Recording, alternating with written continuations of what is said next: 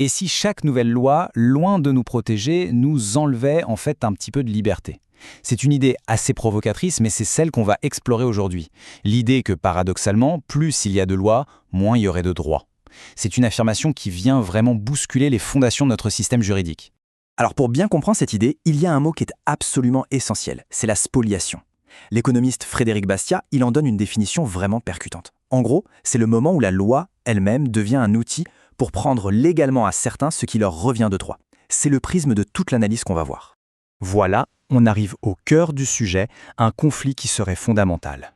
D'un côté, on a la loi, celle qui est écrite, votée par les hommes. Et de l'autre, le droit, qui serait un principe de justice bien plus ancien.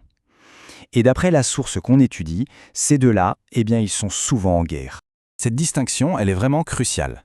D'un côté, il y a la loi, les règles écrites, humaines, qui peuvent changer avec chaque nouveau gouvernement. De l'autre côté, il y a le droit, avec un grand D, des principes de justice qui seraient naturels, fondamentaux, qui existeraient avant même toute législation. C'est sur cette opposition que tout l'argumentaire est construit. Et ce n'est pas une idée nouvelle, loin de là. Le philosophe Jean-François Revel le dit très clairement. Les droits de l'homme, ils existent avant la loi. Le législateur ne les invente pas. Dans un monde idéal, il ne fait que les reconnaître. Mais le vrai danger, nous dit la source, c'est quand il commence à les restreindre. Et c'est là que l'analyse devient, disons, assez radicale. La source avance une idée un peu troublante. La création d'un pouvoir législatif fort, même avec les meilleures intentions du monde, n'aurait pas du tout renforcé la liberté. Au contraire, ça aurait marqué le début de sa lente érosion. Bon, alors, si la loi n'est pas la solution, sur quoi est-ce qu'une société juste devrait se baser? La source donne une seule réponse, un seul fondement qu'elle juge légitime pour n'importe quelle règle, le droit naturel. Mais alors, c'est quoi, au juste, ce fameux droit naturel?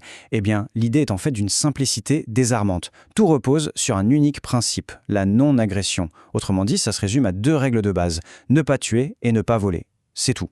Et ça nous amène à la question centrale que pose l'auteur.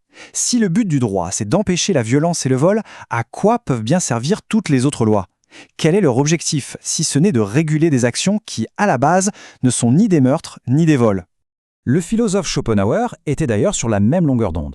Le juste, l'injuste, on n'a pas besoin d'un parlement pour savoir ce que c'est. Ce sont des notions presque intuitives qui existent bien avant la moindre loi. La loi, elle ne fait que les mettre sur papier, ou, comme on l'a vu parfois, elle les déforme.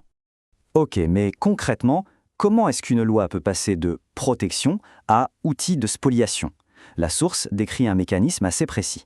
Le processus est décrit comme simple, et même implacable. Au début, il y a un échange, volontaire, pacifique, un droit exercé normalement. Et puis, une loi arrive. Elle interdit, elle limite, elle met des conditions. Ce qui était un droit devient soudain une infraction. Et le résultat, d'après l'auteur, est toujours le même. L'injustice et l'appauvrissement. La conclusion de l'article, elle est sans appel. Pour la source, à partir du moment où une loi va plus loin que le simple « tu ne tueras point, tu ne voleras point », elle devient non seulement injuste, mais aussi économiquement destructrice. Elle transforme un échange qui crée de la richesse en une source de pauvreté. Bon, on a vu la théorie. Maintenant, passons à une image. Une image assez marquante que la source utilise pour vraiment incarner ce conflit entre le pouvoir et le peuple. Voilà l'image en question. Elle a été prise en France pendant les manifestations des Gilets jaunes. On y voit un face-à-face très tendu entre un policier et un pompier, 2 corps de l'État qui, normalement, sont au service de la population et qui se retrouvent en opposition directe. Pourquoi est-ce que cette image est si puissante? Parce qu'elle met en scène un conflit presque impensable. La police, qui représente la force de la loi, face aux pompiers, qui incarnent la protection, le secours, le symbole ultime de la sécurité civile. Pour l'auteur, cette confrontation, c'est la matérialisation parfaite de son idée. C'est l'image d'un État qui, au nom de sa loi, agirait hors de tout droit.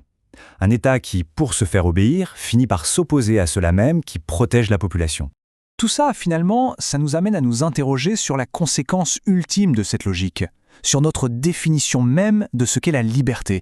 Cette citation de l'économiste Hans Hermann Hoppe, elle résume parfaitement le paradoxe. Comment un État peut-il être le garant du droit s'il se donne le pouvoir de créer des lois qui peuvent, justement, violer ce même droit? C'est un peu comme si le gardien se mettait à piller ce qu'il est censé protéger. Et on arrive à la conclusion finale, sans doute la plus dérangeante de cette analyse.